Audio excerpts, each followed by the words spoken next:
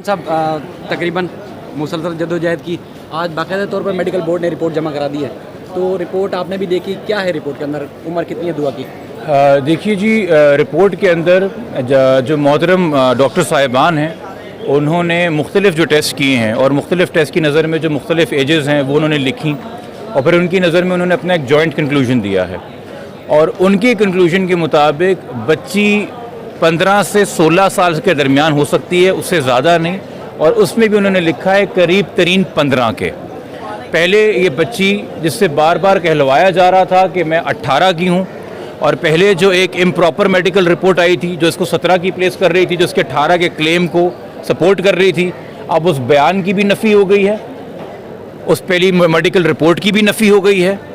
वालदैन का जो पहले दिन से मौक़िफ़ है कि बच्ची 14 साल की है, मेडिकल रिपोर्ट ने आज उस मौक़िफ़ की तायद कर दी है। ये हम सब जानते हैं कि मेडिकल रिपोर्ट आपको 1 से 2 साल की रेंज देती है, तो 14 साल की बच्ची 15 साल की रिपोर्ट में बताई जा रही है, ये बहुत माकूल बात है।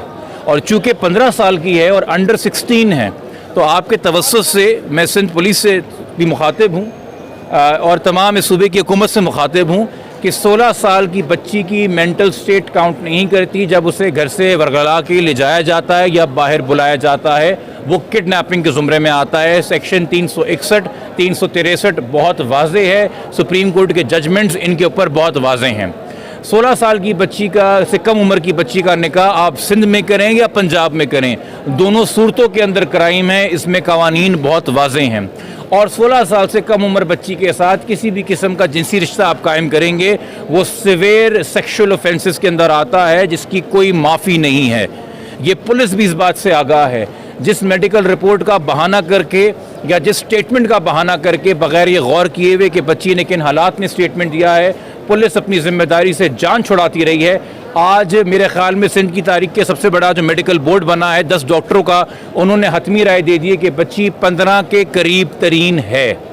तो इसके बाद मैं तवक्को करूँगा कि कल इसी वक्त 24 घंटे गुजरने से पहले सिंध पुलिस की गिरफ्त के अंदर ज़हीर अहमद होगा, जिसको वो बार बार मिलते रहे हैं, बार बार बुलाते रहे हैं, तस्वीरें खिंचवाते रहे हैं, आईओ साहब मुस्कुरा के तस्वीरें खिंचवाते रहे हैं। उसने बेल लेने की तौफीक नहीं की, वो एक किडनैपिंग के केस में वांटेड है मगर उसको अरेस्ट नहीं किया गया। ये सवालिया निशान बन गया है। आज इस केस के बारे में पुलिस के आला हुकाम ने 2 हफ्ते पहले आपसे कहा था ये केस ख़त्म हो चुका है, इस केस में कुछ नहीं है। आज मेडिकल रिपोर्ट आपको बता रही कि इस केस की कभी ढंग से तफ्तीश ही नहीं की गई थी, तो ख़त्म आपने कैसे कर दिया?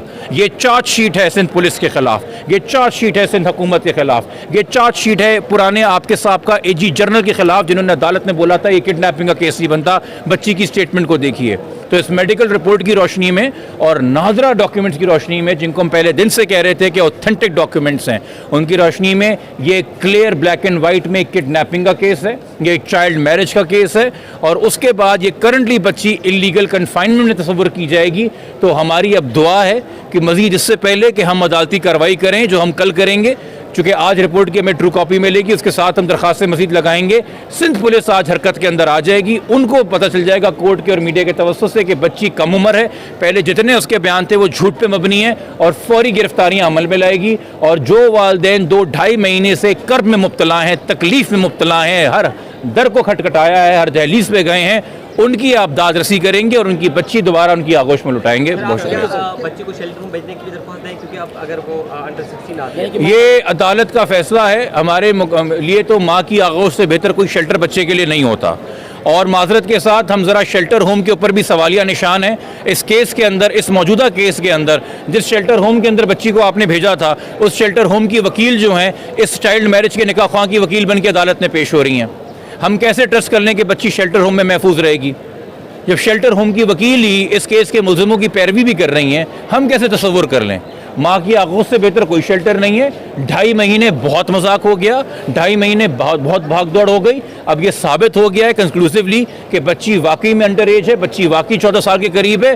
खुदा के वास्ते मैं अदालतों से भी दरख्वास्त करूँगा, मैं पुलिस से भी दरख्वास्त करूँगा, थोड़ा करम करें, अपनी जुरिस्प्रूडेंस सुलझाएं। ये कम उम्र बच्चियों के निकाह के ऊपर जो है माओ की गोदे मत उजाड़ें। जो बच्ची निकाह के टाइम पे एक अबडक्टी है, एक किडनैप विक्टिम हो, तो मुखविया के निकाह अगवाकारों से कब होने लगे और कब जायज़ करार देने लगे? ये वैलिडिटी ऑफ निकाह भी एक सवालिया निशान है। उस निकाह पे 18 साल उम्र लिखी गई है, उस निकाह के ऊपर झूठ लिखा गया हुआ है उस कॉन्ट्रैक्ट के ऊपर। वो किन हालात में हुआ, कैसे हुआ, और अब तक बच्ची के जितने बयान हैं कि वो कैसे गई है, वो सब सवालिया निशान है। इस बच्ची को इतना आपने ट्रेन करके जहन बना के जहन कशी की उस बंदे ने जिसने अगवा किया है कि 3 बार अदालत में 3 मुख्तलिफ अदालतों में बयान दिलवाया कि मैं 18 की हूँ। आज डॉक्टर्स बता रहे हैं कि 15 के करीब तरीन है, यानी कि नादरा के डॉक्यूमेंट सच बोल रहे हैं कि वो 14 की है। तो इस सब के सामने रखते हुए मेरे ख्याल में अब हम उम्मीद कर सकते हैं कि अब कान खोल के, आंखें खोल के, होश से तमाम इदारे अपना काम लेंगे और बच्ची की हिफाजत को बायकीनी बनाएंगे। Thank you sir. शुक्रिया।